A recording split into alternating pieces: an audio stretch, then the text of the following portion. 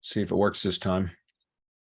All right, we are live now. Well, I'll just Again? say, everybody, yeah, we're live. Welcome to episode 435. We had some issues, some technical issues with comments and a bunch of stuff on YouTube. So we're starting this over. So if you're watching live, hopefully you're back to join us. If you're not watching live, you will never have known that this happened, but now you do. So we're just going to get this fired up in the background and then check things. So if you want, fast forward a little bit and we'll get into it. What can we do? I need to do a chat GPT summary of what did we do? Get it transcribed real quick and share the summary. But let's see. Chris, you were out snowboarding last week. Yeah. Hitting the gym. Things are going good. Bradley's been busy. Adam's been dealing with snow and then got out for a run. So that brings everybody up to where they should be. So Bradley, what are you seeing on your end? Do things look good? No, it's still looking funky. This has probably got something to do with the Zoom update that Chris was just talking about before we started the webinar today. So anyway, whatever. Well, yeah, I guess it is what it is. Have to roll with it. And I guess people are watching live. Maybe if you can go to if you can comment, that's great. I know Michael was able to comment. I guess it's kind of working. Not sure what's going on there. I don't know what the fuck's going on, but let's just roll with it. I got pre-posted questions we can answer if nothing else. Yep. Cool. Well, I'm going to say we already got it. In case you're watching the replay, we were talking about local PBN command. The local PBN course that Bradley put together, we'll have that put up separately. A couple other announcements I wanted to make. If you have not seen it yet, GPT-4 was released. There's a developer live stream showing some examples of how it was used, which I found personally interesting. And I think anybody doing anything online with content will find it interesting as well. So I'll post the link in the chat, assuming that I can actually post a link in the chat. Highly suggest you check that out. The other thing I wanted to say, had some questions earlier today in the Facebook group. Somebody was asking if mastermind members get access to the local PBN training. Yes, they do. It is included. They get it for free as being part of the mastermind. So if you're interested in finding out about that, finding out more about the mastermind, you're doing local SEO as a consultant, as an agency owner, you can find out more at mastermind.semanticmastery.com. Would love to have you come join us if that is what you're doing and you want to really take your agency or consulting up to the next level. All right. That's it on my end. Anything else we need to talk about, guys? I see some comments rolling in, so apparently it's finally working now. Thank God. God. Look at that. All right, it's working. All right. Right. Well, the gremlins got us briefly, but it looks like it's working now. So, all right. What else do we got before we jump into I got one more I wanted to say real quick. I forgot. POFU Live. We were talking about this literally yesterday. We've been making some decisions on where we're going to be and what it's going to look like this year. What's that? Can we tell them where? No. Oh, yeah. Go for it. Boston. Woo! Boston, Mass. So never been up in my neck of the woods. Bradley's going to be able to get there easily, and Chris is going to have to take a long flight. But Chris has to take a long flight no matter where POFU Live is. Boston. What is this? Your cousin from Boston? You know what I'm talking about? That beer commercial? No, what beer is it? I can't remember what he's. Your cousin from Boston. Boston. That's cool. It's going to be a good one. So we're starting to get things together, flesh it out. We will have tickets probably up around May is what I'm aiming for. As usual, there will definitely be an early bird deal for that. So keep your eyes peeled. Make sure you're on the email list, Facebook group, whatever it is. We love it when people get early bird tickets for two reasons. One, it's good to see the enthusiasm, but it helps us with planning. And then on your end, it really helps because you get a hell of a deal. You save a bundle by getting one of the early bird tickets. So it will be in September. Let me pull up the calendar. I believe it is September 29th and 30th over that weekend there, the last weekend in September in Boston. So put that on your calendars, pencil it in, keep your eyes out, eyes and ears open for ticket sales. When that happens, they should be going on a sale in early May. Cool. Yeah, I think that's it. Let's jump into the pre-posted questions. All right. Well, I'm going to do a little pitch here first. If that's we're done with the PBN stuff. No, that's why I'm going to do a little pitch here first. Oh, all right, go for it. I thought we had that. I'm going to get that video, but we'll go back and do it again. Yeah, we'll go back and do a little bit more with some resources, visual aids and shit like that. So, all right, let me grab the screen real quick. This won't take long, but I do want to share this briefly. So this, all right. So here's what it looks like. I'll give you guys a quick rundown of what the process, what this entails. This is the inside of our new mastermind member area, which is on the Circle platform. It's really nice. It's got all these different discussion groups and everything, but specifically the local PBN building or local PBN command is the internet marketing name that Adam assigned to it. But this is the SOP or training. There are part sections that are actually like SOPs where there's also written instructions, but most of it is just kind of video instruction, but very, very thorough. And this is essentially what the process is here: local PBN, geographic links for local SEO. This is what I was talking about a moment ago when on the first kind of attempt at the live stream today, or Hump Day Hangouts today. I mentioned it that I had kind of discovered last year that topically relevant links have a significant effect or impact on organic ranking for local projects and a slight influence on maps ranking.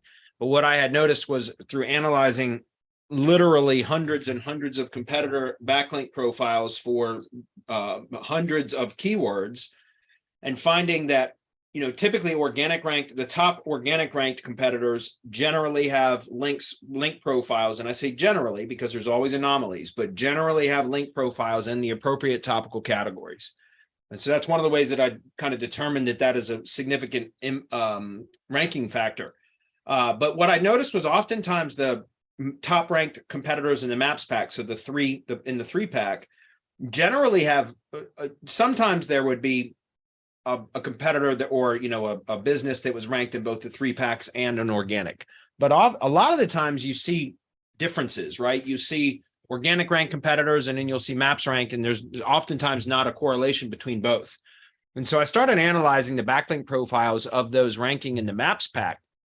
And what I started to see was over time was kind of a trend emerge, or a pattern, whatever, in that most of the top ranked competitors or businesses in the 3-pack would oftentimes we'd be able to find in their backlink profile, even if they had very few backlinks or a very poor topical, like their backlink profile wasn't topically relevant. And oftentimes in the Maps 3-pack, you will find businesses that have shit relevance, like their backlink profile is not relevant at all as far as topically, but geographically it's relevant. In other words, they'll have backlinks pointing from other local businesses in the same geographic area and the same general physical location or area, if that makes sense. And so after seeing that over and over and over again, I decided to start testing it. So I started trying to find ways to secure links from local sources.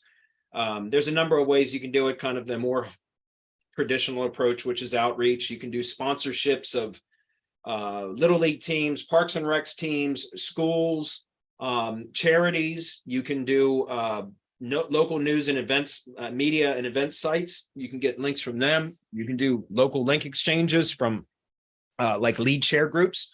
You can go to meetup.com or BNI groups and things like that and do link exchanges with other businesses in the same general area.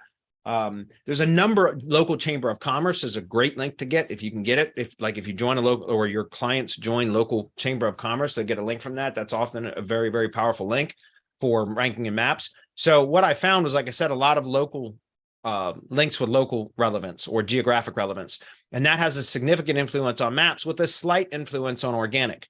So really the sweet spot is that overlap in the middle, is if you can get links from both topically and geographically relevant sources.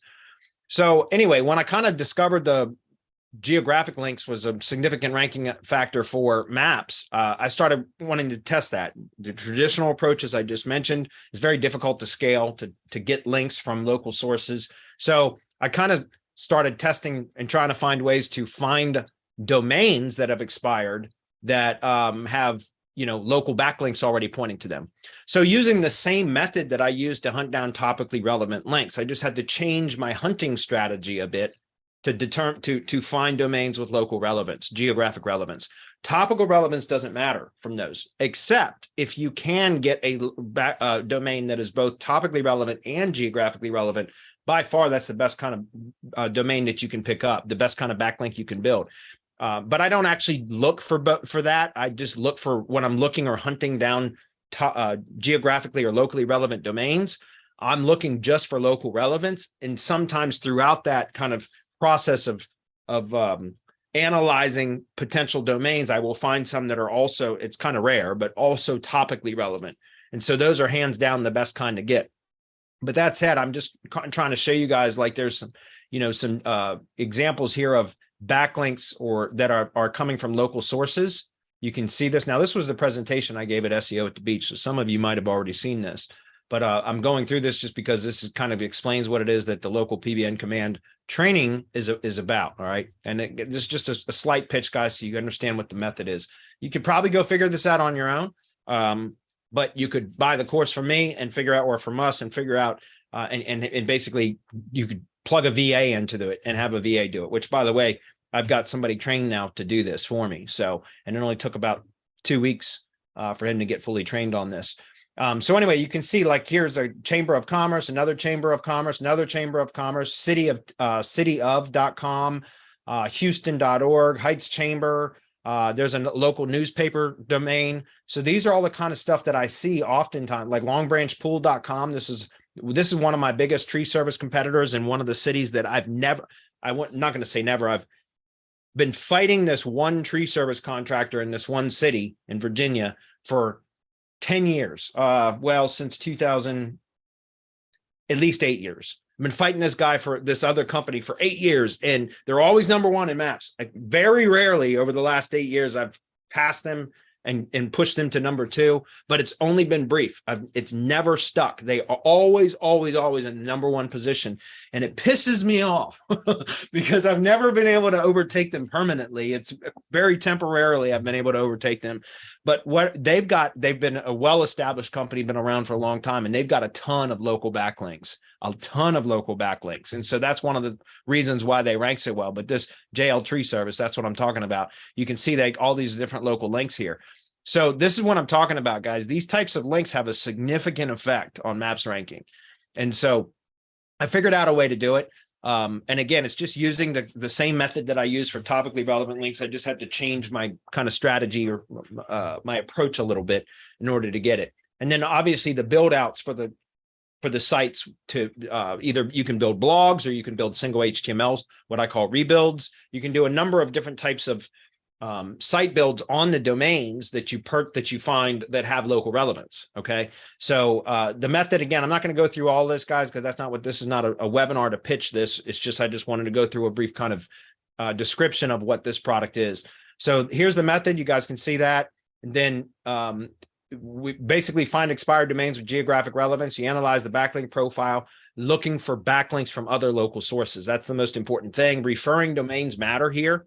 I typically don't care so much about referring domains when I'm looking for domains that have topical relevance. I'm looking for, when I'm trying to find domains with topical relevance, I'm looking for very strong backlinks in the appropriate topical category that are pointing to it. But when looking for locally relevant domains, again, I don't care about the trust flow value. It can be trust flow value 0. That's fine. Makes no difference to me. Topical relevance doesn't really matter, except if I can find a domain that also has topical relevance, then by all means, I want to pick that up. But what matters is referring domains, is finding when analyzing a potential domain, you want to look at the backlink profile and try to determine how my threshold is the domain has to have a minimum of at least 2 referring domains from other local sources, or else I won't pick it up. That makes sense. But the more, the better. Okay. So that's where I found the domains that have more referring domains pointing to them from other local sources. The more referring domains from other local sources, the more powerful that backlink will be for maps ranking. Hopefully that's clear. So anyway, develop locally relevant content. There's a number of ways to do that. I have a method that works really well that I really like, which is using CTRify, and I go through a full process on how to do that specifically with CTRify in the training. You can deploy the sites with CTRify or Yax, which is fabulous as well. Marketingblocks.ai. I've not tested that myself, but that is certainly a builder that you could use for that. MobiRise is an HTML builder that works as well. If you want to do it more manually, then you can optimize the site's indexing, target link placement, and tier 2 links. So that's basically what the course is, guys. I go through all the process of how to find the domains, what to look for, how to find geographically relevant domains, how to analyze the backlink profile to look for local backlinks, local referring domains, then how to develop locally relevant content. And then I talk about deploying the sites. There's a number of ways to do that. Then there's an optimization process. Then there's an indexing process. After we deploy the sites and optimize it, then we go through an indexing process. And then from there, I do the target link placement. Sorry, I was on the wrong slide. Here's the indexing process. The target link placement, there's a number of ways to do that. So I talk about that very thoroughly as well. And then also the tier 2 links, some automated tier 2 linking options, which is just a great way to kind of push more power into those local domains. So anyway, I just wanted to share that with you guys. This is like what the training looks like. Again, it's very, very thorough. You can see there's a lot of lessons in here. I actually just added a lesson today, which was this one here. Just today, I added this in. No, sorry, let me go back. This one. This is the one that my VA, who I trained to do these local blog building, he was having trouble finding domains for a particular city in Denver, Colorado. And so I just recorded a 20-minute video yesterday, or 22-minute, almost 23-minute video yesterday for him, showing him how to expand search criteria to still find locally relevant domains. And I sent that to him. And this was a video recorded for my VA for a very particular project that I assigned to him. But then I thought about it. I was like, if he's having that problem, other people probably will too. So therefore, I added that training video into the course today, excuse me. So that, because I think that'll be valuable for those of you that may have trouble finding locally relevant domains when you're looking just for at the city level, there's a way to kind of expand search criteria. So anyway, hopefully that makes sense, guys. I didn't want to spend too much time pitching on that, but it's very powerful method. It works really well. And I would encourage you to check it out. Yeah, no, that was good, Bradley. A quick question to this, I think that goes with this. And Selma was asking, would you say that geo-relevant links are more powerful than topical relevant links? It depends on what type you're right, what you're trying to do. Because remember, this is what matters here, right? So topical relevance has a more significant effect on organic ranking. Geographic or locally relevant links have a greater effect on maps ranking. So if the question is which one is more powerful, it depends on what are you trying to achieve? Are you trying to achieve maps ranking? If so, locally relevant links are more powerful. Are you trying to achieve organic ranking? If so, topically relevant links are more powerful. So hopefully that's clear. Cool. And yes, the PBN local PBN course is already included in the mastermind, guys. Just about everything that we do is already included in the mastermind. So there you go. Okay. All right, guys, let's get into the pre-posted questions. Not a whole lot, but let's get into them. Since we lost some time this morning or today anyway. So Gordon, what's up, buddy? He says, hey, a few months ago, you mentioned that you have ranked blogger sites on the first page very quickly.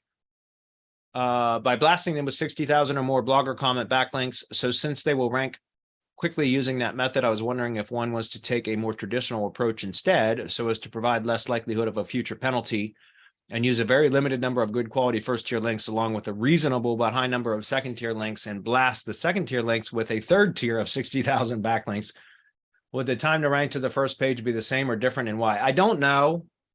It would probably take longer to rank, and I don't know that that would work. I mean, it likely would, but I haven't tested that. So this is pure speculation. And every time without testing stuff, guys, I'm never going to just say this is the answer, because I don't know. I have to always preface anything that I say with, or disclaim this is speculation, right?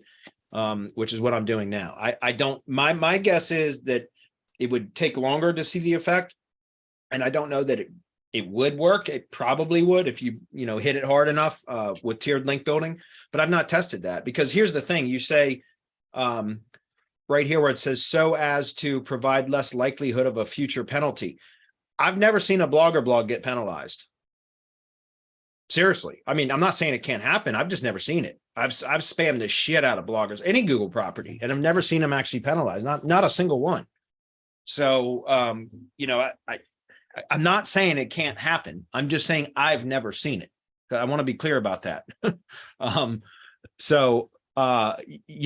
I don't see the point in going through all that additional trouble, Gordon, with the Blogger blog. It's Blogger, it's Google, right? Spam away. The problem where I would say be careful is don't do it with a branded blogger, right? A branded blogger is different. I treat my branded assets as if they're extensions of the money site now. I really do. I know that for years, Semantic Mastery, we taught to spam the shit out of the tier 1 branded assets. That's what we did. We just bulk or kitchen sink spam. We would throw at what my former partner and Rob used to call the SEO shield. I think they still call it that.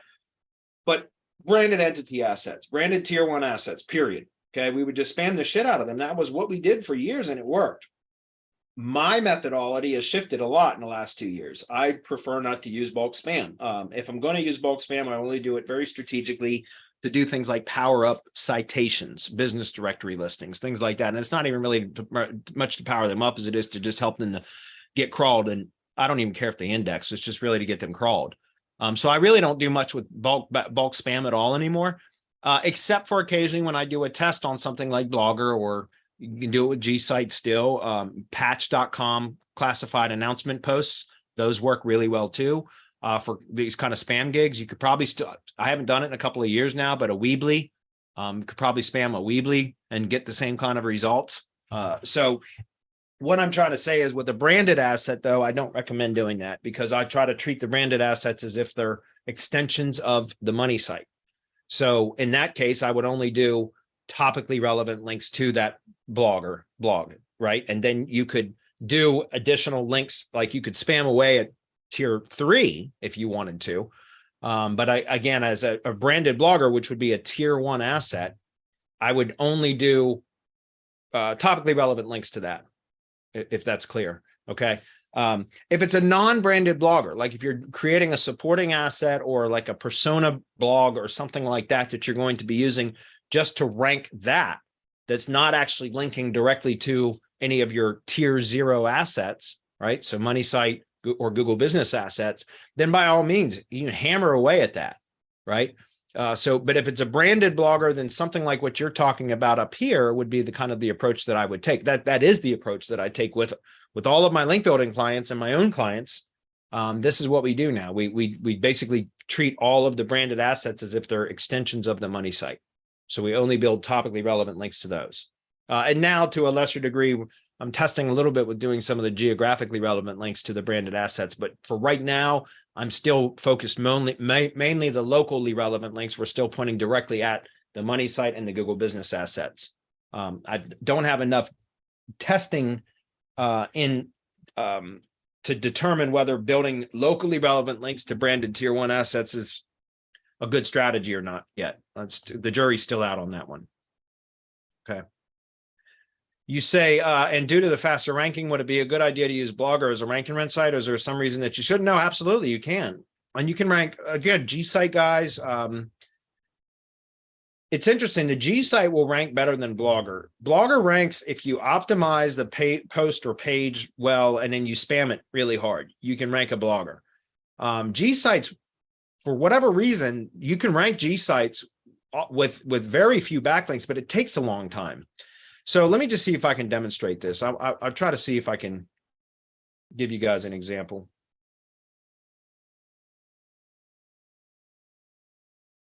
So I've used this example several times, but let me just show you tree service, Newburgh, Kentucky. And I'll show you an example of the content mirroring method, which has a G-Site and a Blogger. All of what you were just asking about is part of this. Okay. Okay, so here's some rank and rent assets that I have. So I want you guys to see something here. The first 3 listings for this keyword here, tree service, Newburgh, Kentucky, or KY, are all part of a rank and rent project. And then I also have the Grim Reaper tree services, which is another one of my assets there. So the first 4 listings for this particular keyword are from my own rank and rent assets. But what I'm going to point out here is this is this is a high level site, a site built on high level websites. And then this is the content mirror G site.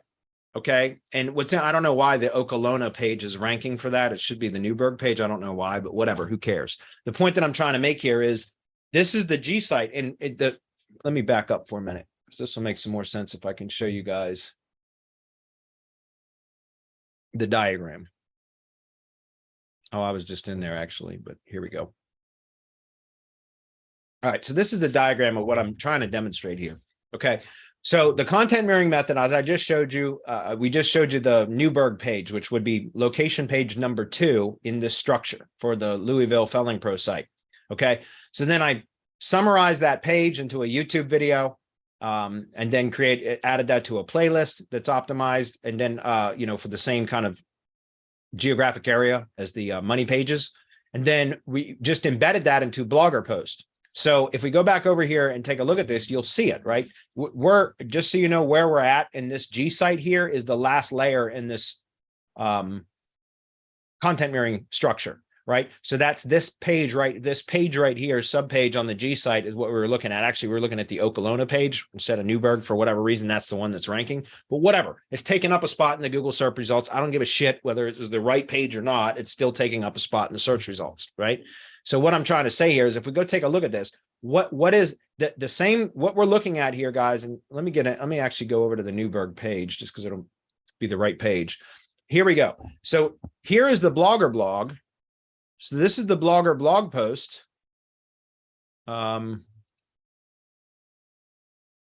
Newberg, right here.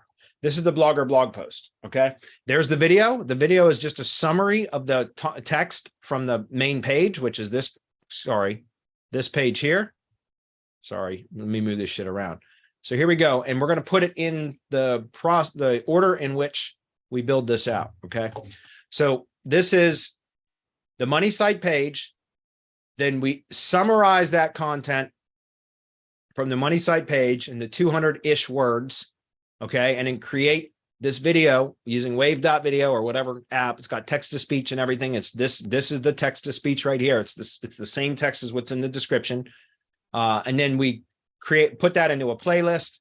Then we create the Blogger blog and create a post that's optimized for tree service, Newberg, Kentucky. Right. And we embed that video. It's actually a playlist embed with that video on top of the playlist. And then the money site page has been embedded. Okay. And then we got a cloud page as another option, which you'd see that right here. So this is the other layer. This is the next layer beyond Blogger. It goes to a cloud page. So this is the cloud page for that. Okay. And then beyond that is the Google Business, the G site. And so that's the entire content mirroring structure there.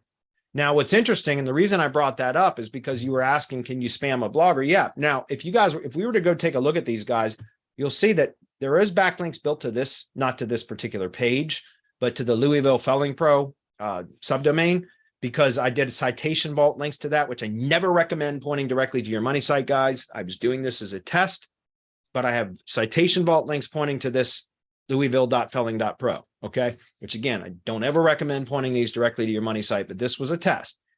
And then I've got, like I said, if you were to go through and take a look at these, like shit, we'll take a look at this back. Probably wouldn't work that way. Anyways, what I was going to say, if we go take a look at the backlink profile, I'm not going to do this because we're going to run out of time. I won't get to all the questions, but you'll see that there's no backlinks built to this, or if there are, I didn't build them. And yet we can see that we've got three positions in a row from that content mirroring structure. So why I brought that up is because, like I said, these G sites, guys, it just takes some time. You don't even have to build links to these G sites oftentimes, and you can get them to rank for lower competition terms. And there's no content on this page except for this right here. And then this right here. That's it. That's the only content on the page, guys. The rest of these are just iframes. That's why it's called the content mirroring method, because you don't have to create any additional content. You just use existing content, and then you just repurpose that content across these other layers, if that makes sense. And that's basically what this is showing here is, again, I got 3 listings in a row from that one structure, And there's basically, if again, I'm just going to demonstrate this very quickly. We go to Majestic. I might have to pause the screen briefly.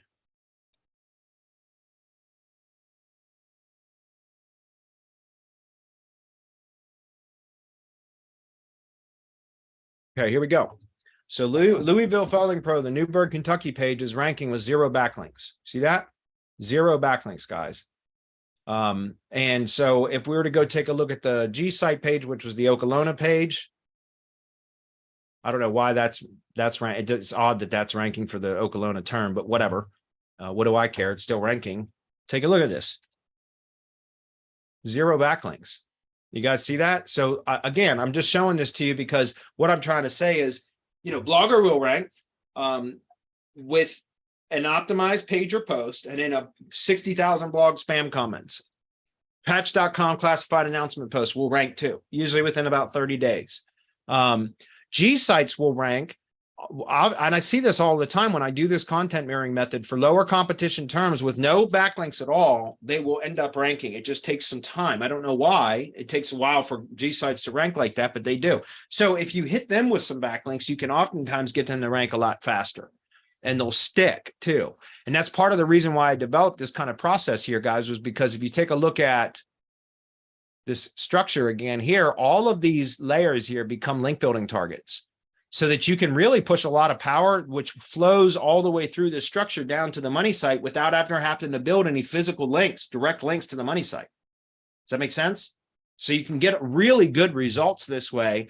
And your competitors oftentimes will be like, what the hell are these guys doing? Or, you know, what the hell are they doing in order to rank like this? I'm not seeing any backlinks. And so that's part of the reason why this works so well. Anyway, hopefully that makes sense. That was a long way to get to an answer to his question, but hopefully that was helpful. Next one is from Wayne. Hey guys, my SEO agency has location pages for SEO services plus city, but wondering if it's a good idea to also create pages called local SEO services plus city as well, to focus on more GMBs and local clients, or do you think this would cause issues with existing pages? I would put local SEO as a sub heading within the SEO services page. You understand? So I would have a section within the SEO services pages that targets local SEO. So it would be an H2 heading, right? And then you could have H3 as a supporting content within that H2 block for local SEO, but that's what I would do. Because otherwise you have 2 pages on this, you know, you have pages on the site that are very closely optimized, you know, very similarly optimized. And so you run the risk of potential cannibalization or duplicate issues. Okay. All right. Hey crew, what does your keyword research process look like when it comes to onboarding new SEO clients and growing keyword expansion over time? I've taken on a new e-com site with tons of products and a bit overwhelmed where to start. Do you charge for this one time or include it in your monthly retainers? That's a really good question, Sam, but I don't do e-com at all, SEO. So I understand when you're doing e-com, that's a whole different animal than local SEO, a completely different animal. And so I really can't even begin to speak on how you would do keyword research for e-com because I can understand the complexity that creates with as many products as potentially there are. It's a hell of a lot more than the services offered by a local business, right?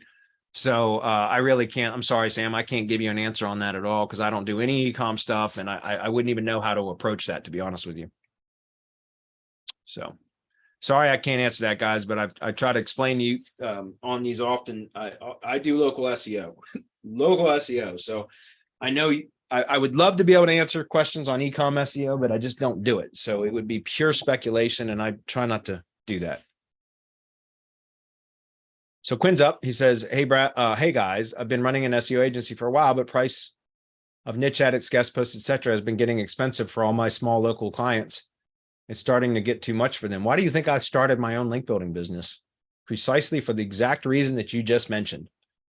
Like, no shit. I never liked building links ever. And for some reason now I'm fascinated with it, but I never liked doing it in the past. So I always outsourced my entire career until the end of 2020, the end of 2021.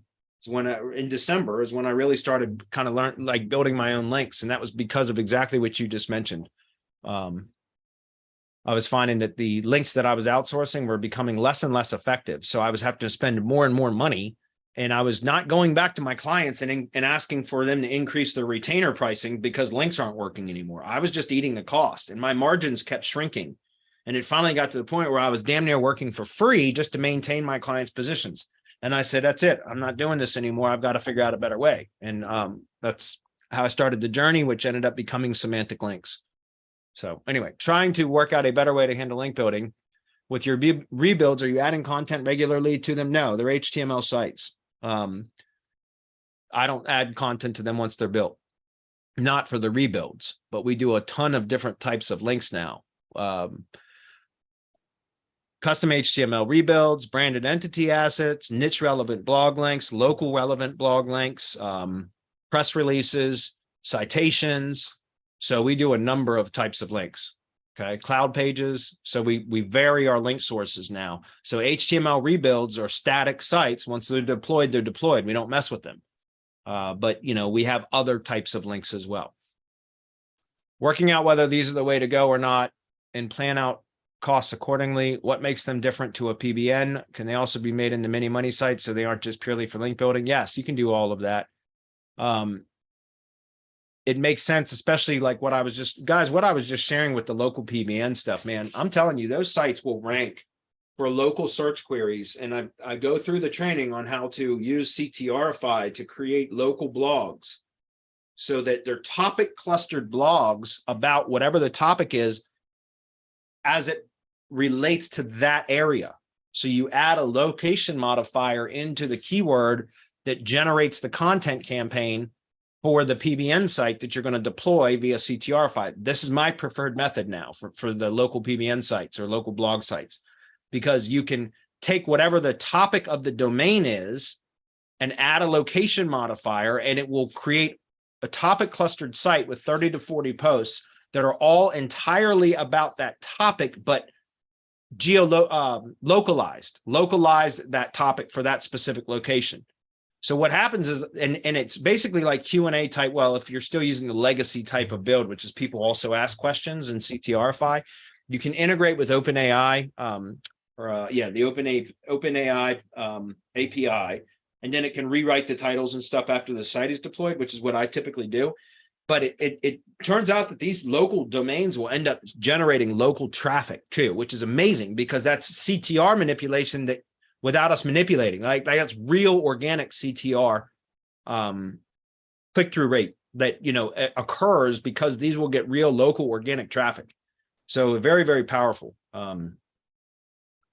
So anyway, and what I'm saying with that is some of these sites, if you do what I teach, which is to add the sites to Search Console, you can identify by just looking at Search Console reports, the performance reports, you can identify which of your local PBN sites are actually grabbing or generating organic traffic in their own local areas.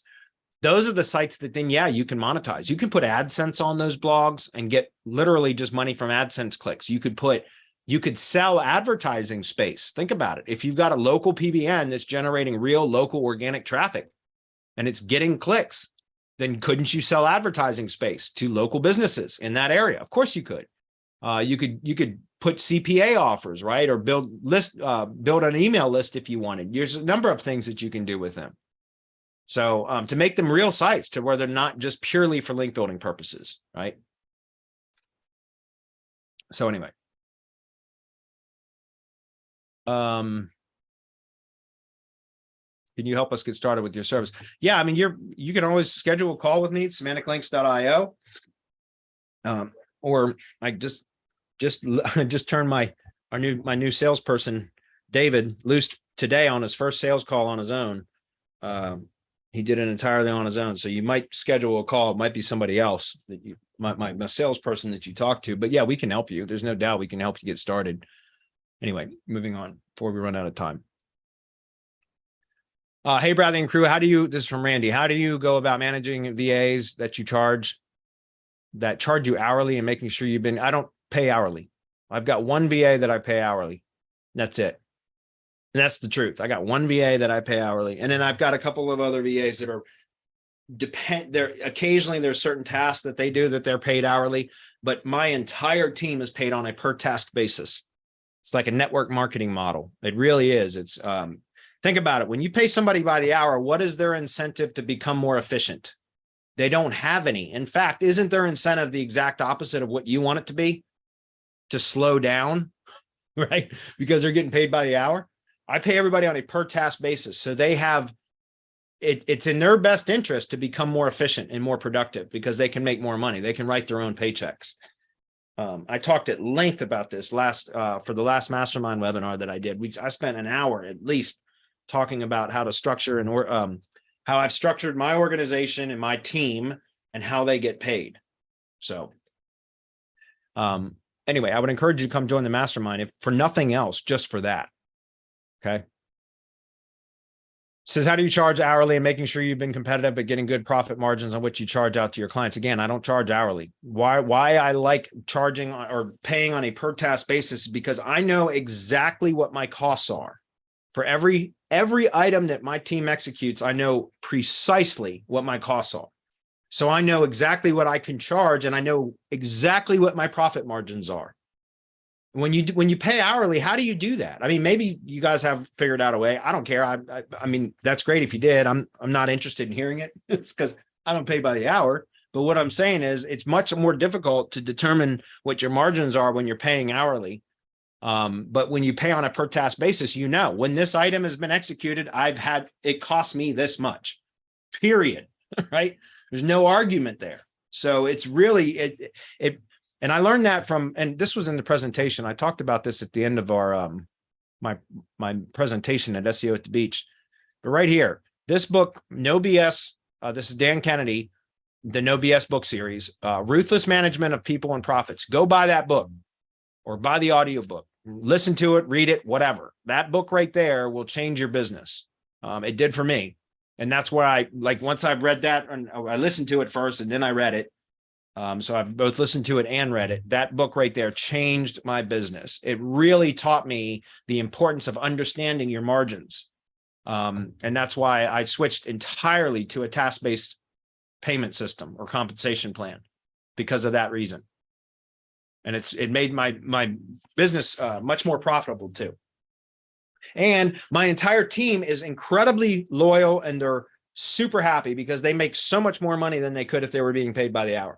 I can pay my team members $6 an hour and they're in the Philippines, or I can pay them $60 an hour because they're producing for me on a per task basis. And that's literally what they make. I mean, I'm not kidding. My team makes a ton of money and they're incredibly loyal and very appreciative of it. And it's great because I actually became more profitable when I started paying on a per task basis. So anyway, a fan of the task model that Brady suggests for VAs, but I also do software development. I found it very hard as all developers want hourly rates. Yeah, I can't speak on that just because I don't have any kind of team members that are like that. So I really don't know what to say. Maybe Adam or Chris, do you guys have any milestones for software developers? So you basically, instead of tasks, you basically have defined milestones and you pay them per that. Adam?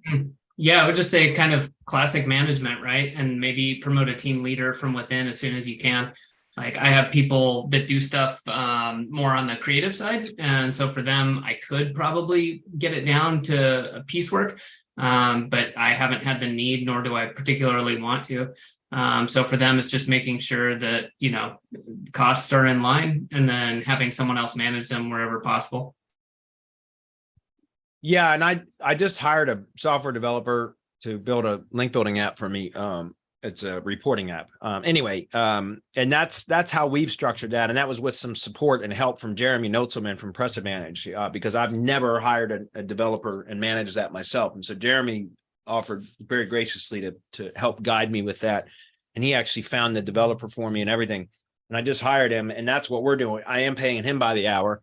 But exactly what Chris just mentioned a moment ago, which is setting milestones. So that's like how we judge the performance, and everything is based on milestones. And then that's when he gets paid too, is when certain milestones are set. So, or met, excuse me. So, I don't have a lot of experience with that, so that's just why I can't. Sorry, Randy, I can't give you a better idea on that. Like I said, I just switched everything over to task-based, and I'm so grateful that I did. So, John says, how do some of these big SEO agents manage to charge like 15,000 per month with cookie cutter type SEO packages that are all generic deliverables and stuff like 50 target keywords, 20 links, etc.? Because they probably are targeting larger companies that, you know, have the bigger, deeper pockets and don't analyze that stuff as much. Remember, a lot of them, like my client base, for my own like local SEO agency, are very small tree service contractors, very small companies. Those are the ones that monitor every freaking penny that goes out the door. You know what I mean? Like, think about it. I'm sure you guys have heard this before, but when you deal with medium size or larger companies, you typically have a lot less hand-holding, a lot less questions to answer, a lot fewer questions to answer, if that makes sense. Like, what I'm saying is, generally the larger companies are easier to work with because to them, they have, it's not, you know, what, when you're dealing with a small business that isn't making a whole lot of money. And oftentimes I think a lot of us in the SEO world do that. We work with the smaller companies, and they're the ones that are penny pinchers. And they're the ones that look at marketing as an expense, not an investment, or that they don't see it as providing a return. Many of them don't. And so whenever there's any kind of struggle financially for their business, what's the one thing that they always want to blame it on? The marketer, right? They want to cut the marketing or SEO expense, which they don't like. I always thought that was dumb, because it's like, you need sales. Well, how do you get the sales? Through marketing, right? So if you're not marketing, how do you get the sales? So it's like the chicken and the egg type thing, or cart and horse type thing, whatever. I think probably some of these big SEO agencies are typically, plus they do volume, right? They just spam the shit out of with email spam or phone spam. And they just get poor unsuspecting business owners to agree that have no idea and don't know any better. And there's a lot of churn with a lot of these big companies too, these big marketing agencies, because they take some poor sap small business owner that pays them for 6 months expecting results, and they don't get ever any results. And then they cancel, and the big companies don't care, because they just keep filling their pipeline with new leads, right? But the small company now is jaded, because now they're butthurt that they got their money taken for 6 months and never had any results. So now they're suspect of you, an actual skilled SEO, when you reach out and say, hey, I can help you. So that's the industry that we're in. If you work with larger companies, you typically don't have those kind of problems. Sometimes you do, but most, I mean, in my experience, the larger companies typically require less demand of my time, my own personal attention. So now, that is to say, though, my own local SEO agency deals with tree service contractors and the small companies. I don't deal with the large tree service companies. So you know, it is what it is. It's just, that's just the industry that I'm in. So anyway, Lucas says, hey, SM, when it comes to reputation management, do you know of any good white label services you can to help clean up fake Google reviews for client? No, not fake Google reviews. I know somebody said some, I'd have to find it, and I don't know where it is. Honestly, it would take me probably 10 minutes to find it, if I could even find it. I know somebody had mentioned somewhere that there was a service that does that, but I didn't save it or keep it. So no, I'm sorry, I don't know of one.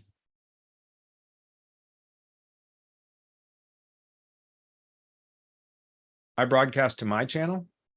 Yeah, I'm looking at the page right now. I just looked at the thing and I was like, oh, right. It's Bradley Benner page. If you look at the icon below the play, like right there, look at the logo. It's not Semantic Mastery.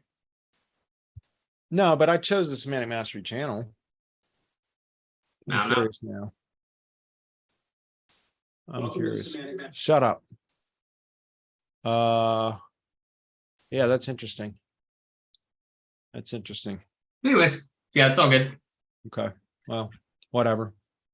Moving on. All right, using CTR tool like SE. I'm not sure. Oh, SERP Empire, probably. I haven't tested this tool yet. It takes the hassle out of figuring out search volume for your targeted keyword. But how do you establish how much branded searches should you use using CTR? Because if it integrates with Search Console, It's all you should, if you already have branded searches, then it's going to pull that in.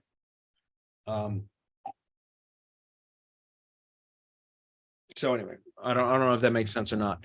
If you're integrating with Search Console to allow the kind of auto discovery or keyword magic or whatever the hell it is that they call in there, that it pulls in the search queries and the URLs and their positioning, and it modifies or manipulates the search and click volume based on its current positioning.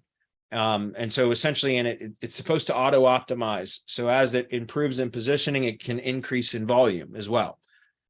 So it's going to pull in branded search queries and manipulate or modify the campaign based upon its current search query volume. Now, here's something you can do, though.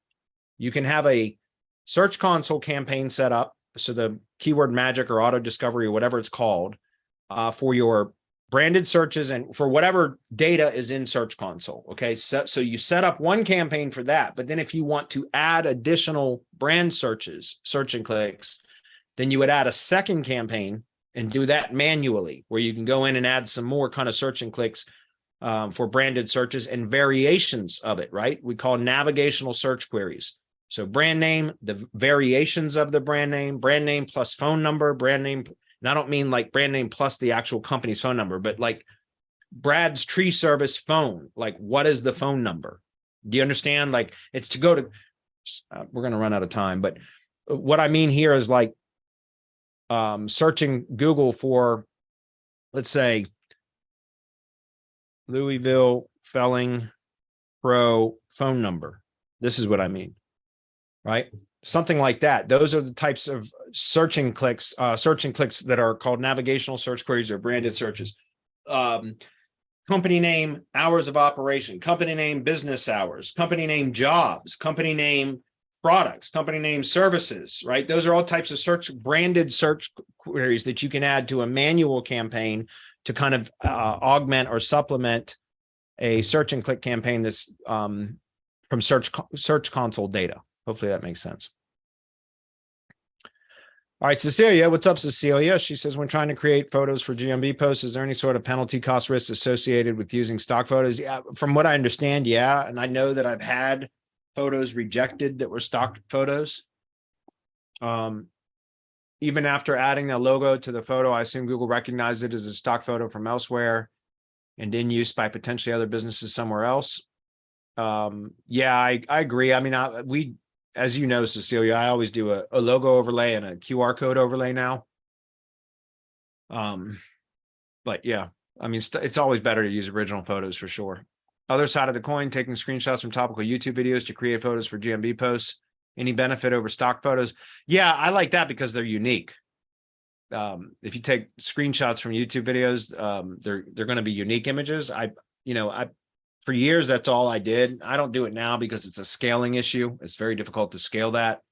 But yeah, that's a good option. The cons of the screenshot is the quality isn't great. Yeah, but I've showed how to do that before.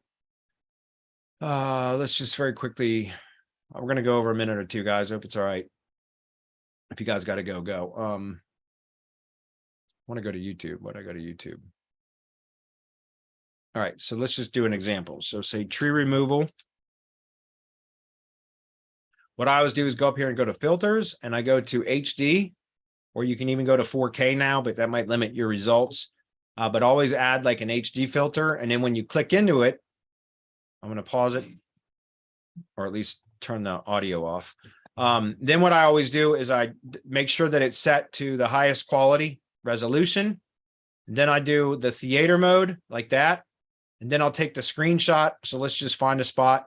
Let's just use that right there. Okay. I'm going to go take a screenshot if I can snag it to work. There we go. So I take a screenshot of like this area, so it's big. And then I shrink it down to an appropriate size. And that makes the resolution seem a lot sharper. So like 600 by 400-ish would be something, somewhere around there, but that becomes a much more sharper image. Is that clear? Like, that's just one way to do it. I don't know why it looks so damn small. It looks, that's That's wider than 600 images. You know, I did a PC update and I swear my resolution looks weird. Like everything looks smaller. So I don't know if it updated like my video driver or something, but everything does look smaller, font and everything. So I'm going to have to figure out what happened. Anyway. Higher resolution. Yeah, I don't know. I just did it in a PC update and everything's smaller now, like text and everything. So got to figure out what happened. Yeah, I agree. Like, so that's what I said, that the screenshot issue was a scaling thing, which is why I've switched back to using stock photos again recently, just because it's just a scaling issue. I always have to task I got a VA that I task for that. And I say like, hey, I need 100 tree service images. And 2 days later, he'll send me 100 tree service images that he scraped from YouTube, but it takes forever. So. Okay, guys, a couple comments and then I'm going to wrap it up.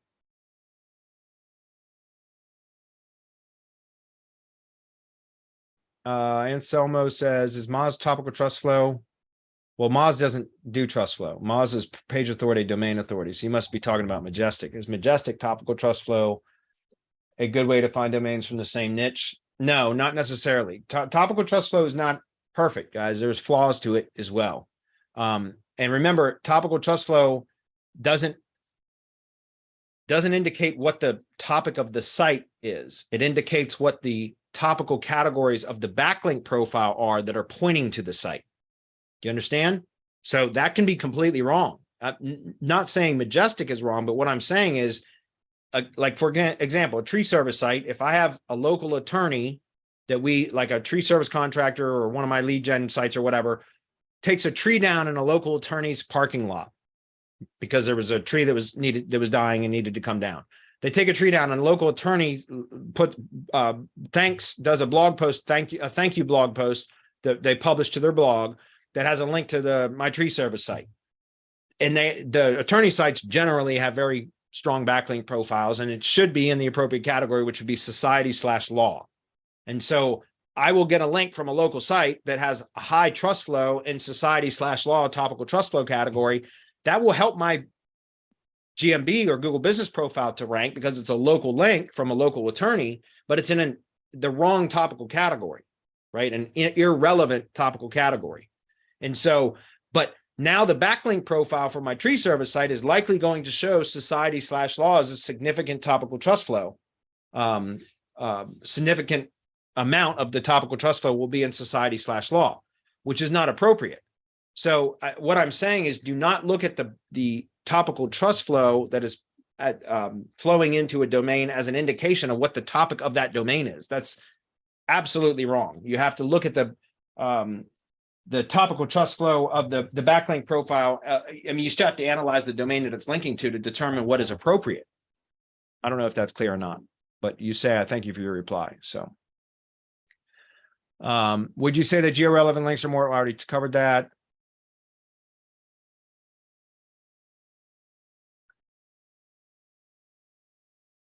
Okay, that's it. Got it. Sweet. All right. Beautiful. We're wrapped up. See you guys next week. Mastermind webinar tomorrow, by the way, guys. For those of you that are in the mastermind, 3:30 p.m.